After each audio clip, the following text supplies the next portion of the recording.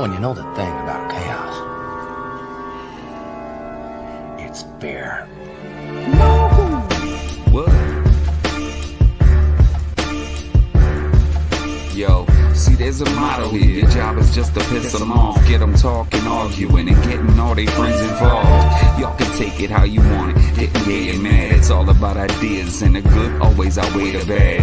Raise the flag, homie, take some fucking pride in that. We hate this fucking government, and ain't nobody hide that fact. It's a symbol of the freedom that they taking from your patriots, accustomed to the darkness they've been fading unto. From Lima to Cleveland, back to Toledo, these jokers, Heath Ledgers, you faggots is Jared Leto. Me amigos, all Devos, shoulders got Doritos, hot Cheetos, Fritos, and those big ass bags of Tostitos. It's a party, y'all. Don't mind a little argument. We're all adults, it ain't no reputation tarnishing. Hypnotizing bitches like the slow jam bad. It's safety for no man, it's no man's land. We ain't dealing with your bullshit. Operator, hop out in a full kit. Got them things that go bang, ain't never out of range. Y'all should probably let me do my thing. Hot dang, yeah. We ain't really dealing with your bullshit. Operator, hop out in a full kit. Got them things that go bang, ain't never out of range. Y'all should probably let me do my thing. Hot dang. Upset the established order. Everything becomes chaos. If you have criticisms of the clinical trials or the study. So thanks for attending.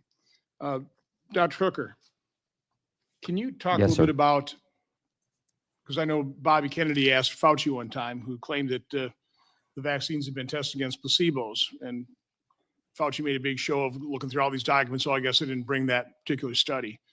Can you talk about whether or not any of the vaccines on the childhood schedule have ever been tested against a true placebo? In terms of FDA trials, in the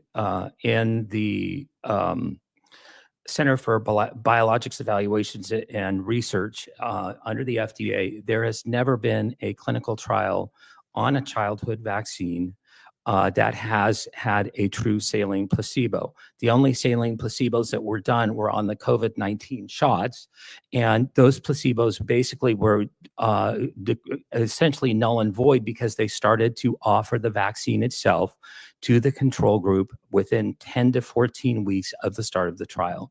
So no, there are no placebo-controlled trials that use a true saline placebo. In previous hearings and events, talking to Aaron Siri, he really does lay out a pretty shocking, a bunch of facts in terms of the. Oh my God. When life feels like a mess, you can tell it. Yes, if you look at the clinical trials that were done, say, for example, by the hepatitis B vaccine, some of the clinical trials looked at adverse events after the vaccine in a duration of 48 hours. Some of the vaccines regarding the Haemophilus influenza B and the DTaP vaccine, the window for adverse events was 4 days or 5 days. And so we know that many serious adverse events obviously happen after that window. So these serious adverse events within 48 hours, 4 days, 5 days, they would not be recorded, and they would be completely opaque from the public and from the FDA. So for the COVID trials, they basically inoculated, they injected the placebo group, so we don't have a control group anymore. No, we have no long-term So we have no studies. data, and even there, it sounded like they doctored the trial data. They delayed reporting some of the deaths. There were actually more deaths in the injection arm of the trial versus the placebo arm. Is that correct, Dr. Sullivan? You're shaking your head? That is completely correct. And I only learned that later, maybe a year after, but there were more deaths in the treatment group than the placebo group. That wasn't exactly publicized in the corporate media. No. I wouldn't call a trial that lasted 48 hours or 4 days an extensive test. Would you, Dr. Hooker? Not at all. The VAERS system, what was it? It was a Harvard study conducted, correct? That showed Yes. what, 1% I guess they estimated about 1% of all vaccine injuries are actually reported to VAERS. That is correct, about 1%. This was you're referring to a study by Ross Lazarus et al. From the Harvard Pilgrim Medical Group. It was a study actually sponsored by the CDC themselves, and they estimated that about 1% or less of all vaccine adverse events were being captured by VAERS. So what do you estimate the rate of vaccine injury? You've done a lot of studying on this. Absolutely. And I think going back to that same publication, again, it's CDC dollars. And they found that in their study group, they looked at the Harvard Pilgrim HMO over 3 years, and they looked at every individual needle stick, and they found that there were, for every 39 needle sticks, there was one serious adverse event. So that's 1 in 39. It's not 1 in a million. It's not 1 in 2 million. It's 1 in 39 needle sticks. Now, when you factor in the fact that over that 3-year period, many people got more than one vaccine, then the serious adverse event rate per person was 1 in 10. So I would re-recommend the Substack from Toby Rogers titled Mapping the Entire Field of Autism Causation Studies in One Article. It was very eye-opening for me. I know this is the most toxic subject, autism and vaccines. But it's true. I mean, when I was growing up, I'm 70 years old now, I'd never even heard the word autism. And I know you can probably doctor statistics, you can kind of doctor charts. I'm actually pretty good at charts. But the charts you see, incidence of autism seem to really escalate after 1986 with the explosion of vaccines. So again, does it prove causation? No, but man, it is a correlation that ought not to be ignored. And when you read that Substack by Toby Rogers, you realize this has not only been ignored, but design all these studies, spend billions of dollars to find the genetic component causing autism, don't find it, but you don't separate your study subjects between the vaxxed and the unvaxxed. Can somebody comment just in terms of what we found with the Amish population? Yes, sir.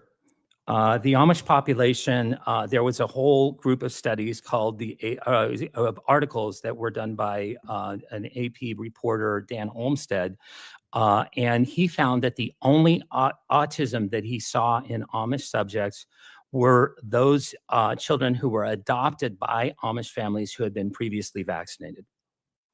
Again, an interesting correlation, huh?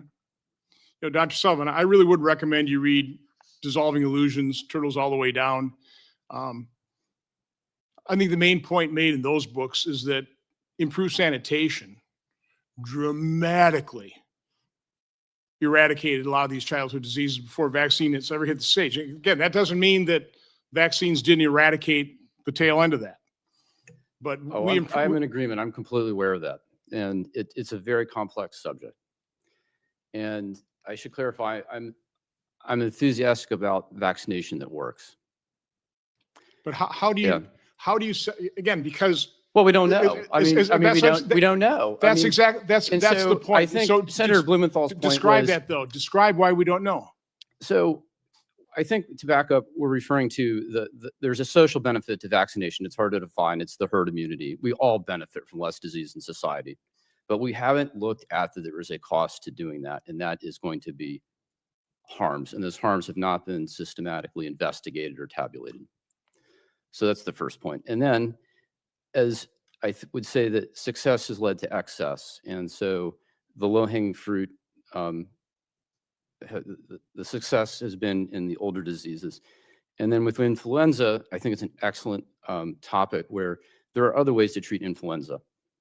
You can treat it with antivirals. And what is worrisome to me is that the flu vaccine, at best, was 60% effective. We've been trying this since the 1930s. What does that mean, 60% effective? There are 1 or 2% of the population gets serious flu once a year, or that's about it. A 60% effectiveness implies you have to give about 70 shots to prevent one flu case. And we look at it in medical populations, it doesn't save hospitalizations or days off from work. Worrisomely, is each year that effectiveness seems to be decreasing. It was down to 20%, and last year it became negative. There was negative efficacy of 27% with the flu shot, implying that perhaps 1 in 4 cases were actually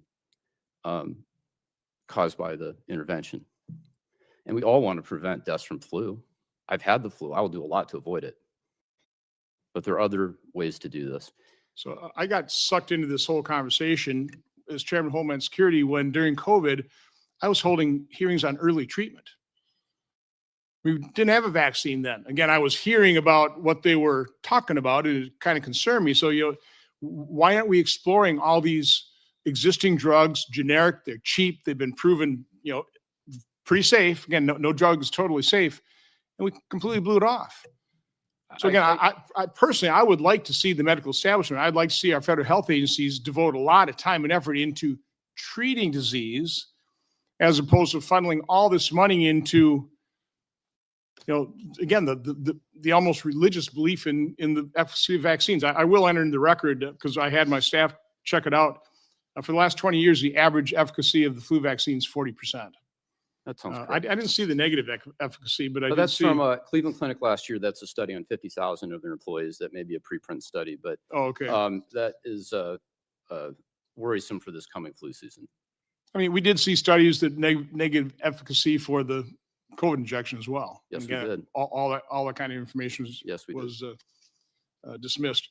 What I would like to give all the witnesses an opportunity, just if something you didn't say or something somebody else said that you want to comment, I'm happy to have that, have you do that. We'll start with Ms. Tarso, please. Yes, thank you. As a follow-up to a discussion about VAERS and to what you asked me about what I learned after my daughter died, I was stunned that the FDA did not follow up, that there's no real investigation. I was stunned that on the CDC website, they said deaths have been investigated and have been found to due to other causes.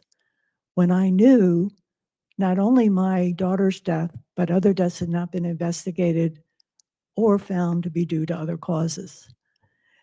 And through a FOIA request, I got all reports about that VAERS reports on my daughter's case. Merck, the manufacturer, had filed a report claiming my daughter died from a viral infection. There was no evidence that she had died of a viral infection. I spent a year communicating with Merck. Why did they say that? What's their evidence? They said my doctors told them that. So I went to my doctors. I got letters from the doctors stating that no one, neither they nor anyone on their staff, had ever reported that my daughter died from a viral infection. Yet Merck has that not only in the VAERS report, but on a system called the Worldwide Adverse Event System that is available to doctors. And I guess doctors look at that to get an update on vaccine injuries or concerns. And once it's dead there, they never remove it, even if it's inaccurate information. So I think that's another area in terms of what information is available from authorities, what information is available to doctors from the manufacturer, and what information we get from informed consent. Very big areas that need to be investigated. Thank you. Thank you. Mr. Stein. Thank you again, Senator Johnson, for letting me speak. I wanted to thank everybody again who's at this table sharing their experiences. I know it's really tough to do, and I don't want anything that no loss should ever happen, and it's a very sad thing. And I feel for you guys. I feel for everybody at this table who has suffered that.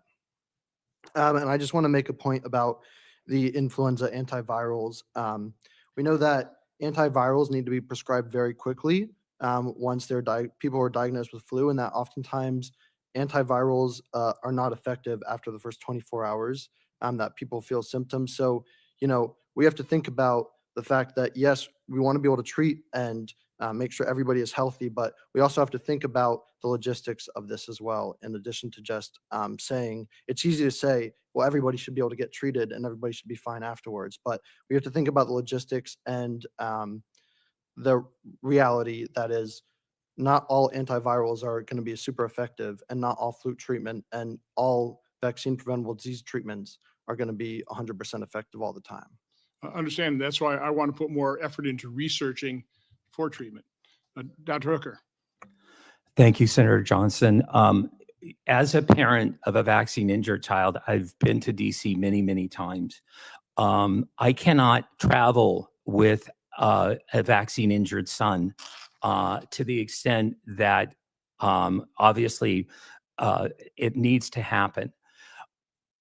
I am competing against a pharmaceutical lobby of 1,600 lobbyists. That's 3 lobbyists for each member of Congress, and millions of dollars that are being exchanged into campaign coffers, into C4s. This is insane. It cannot continue on. And the individuals and you know, I'm so thankful for you. I'm so thankful for being recognized as a parent of a vaccine injured child who spends anywhere from $25,000 to $50,000 a year out of pocket, unreimbursable medical for having this particular voice. But really, you know, one of the things that has always been very, very difficult and very, very discouraging is coming up against the big pharma lobby, which, you know, is almost 3 times bigger than the next biggest competitor.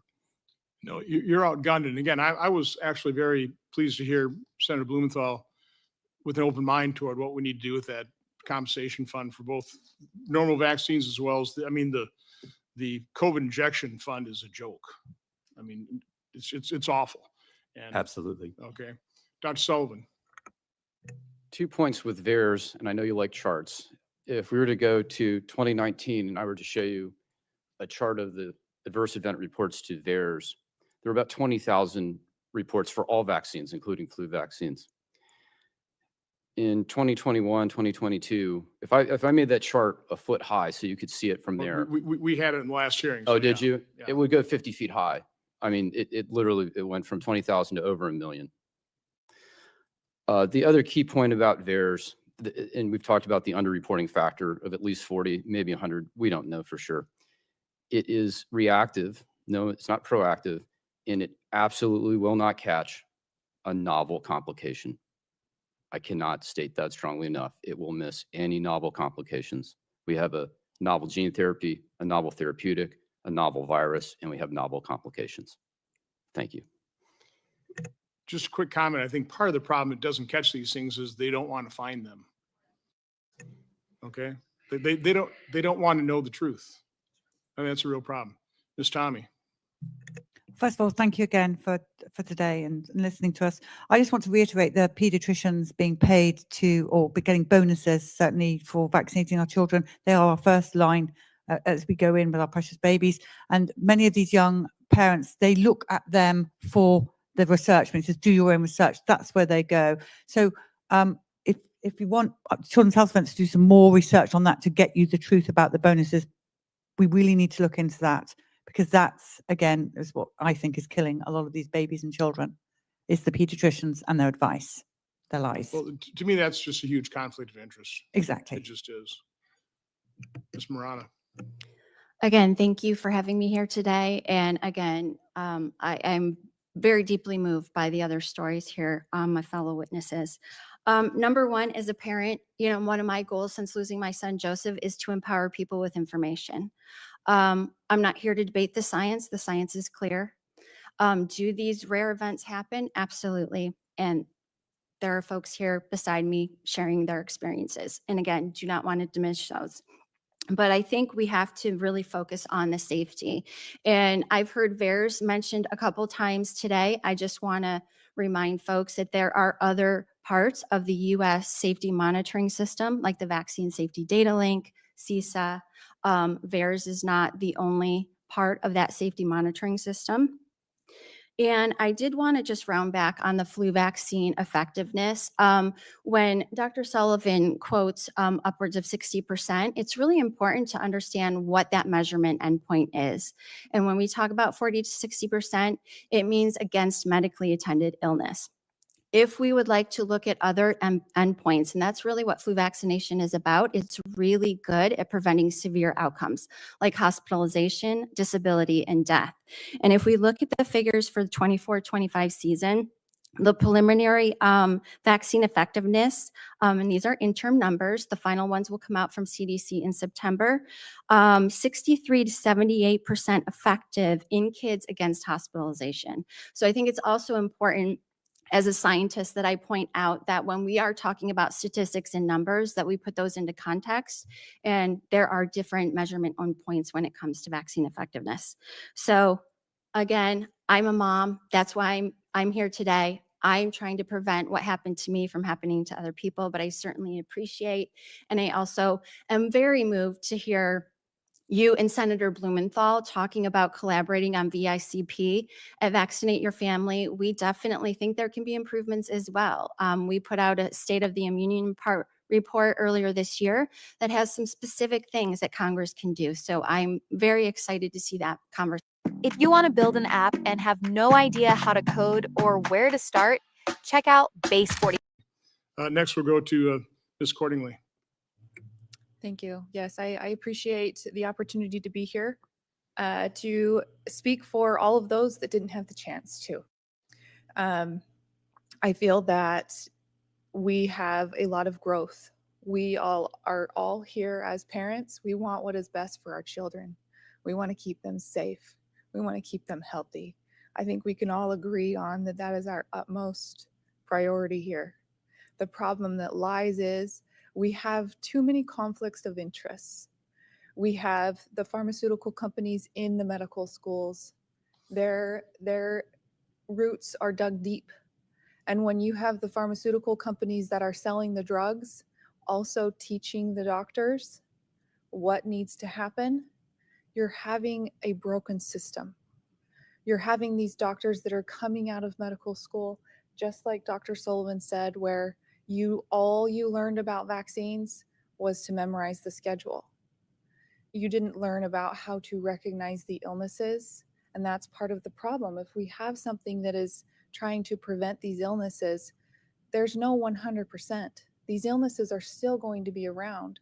Why are these doctors not being taught how to recognize these illnesses and a proper treatment protocol to help prevent any kind of adverse effects from those illnesses? So we may be focusing on vaccinations, but we still have to focus on the diseases and the illnesses at hand, because they will never be completely eliminated. And without that complete elimination, we still have to have the education there.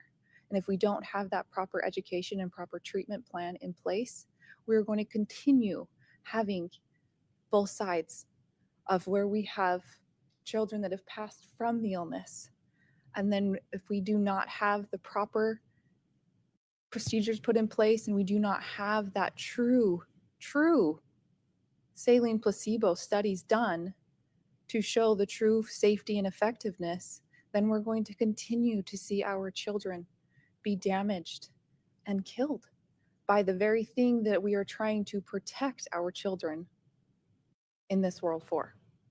So thank you for allowing me to come here and to speak for all of the other parents that were not able to be here to speak from decades ago even.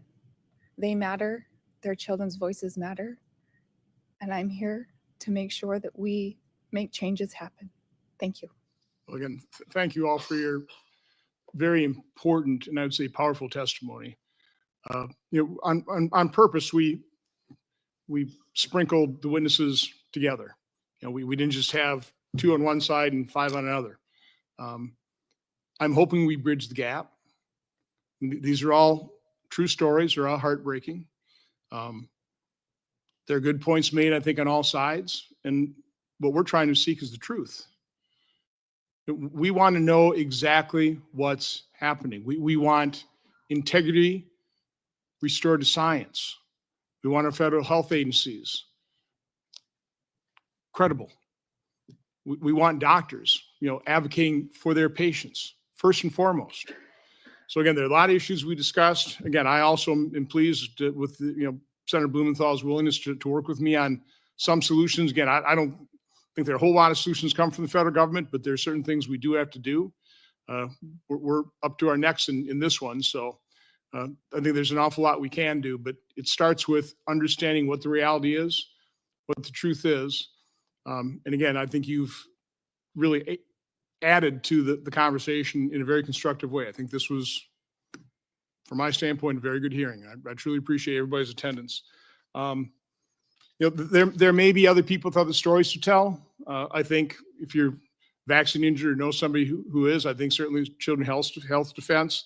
You can certainly contact my subcommittee's webpage. We have a whistleblower account. You can go on there and click here and enter your story. I hope people don't abuse that. But you're certainly welcome to do that. The hearing record will remain open 15 days until July 30th at 5 p.m. for the submission of statements and questions for the record. Thank you all. This hearing is adjourned.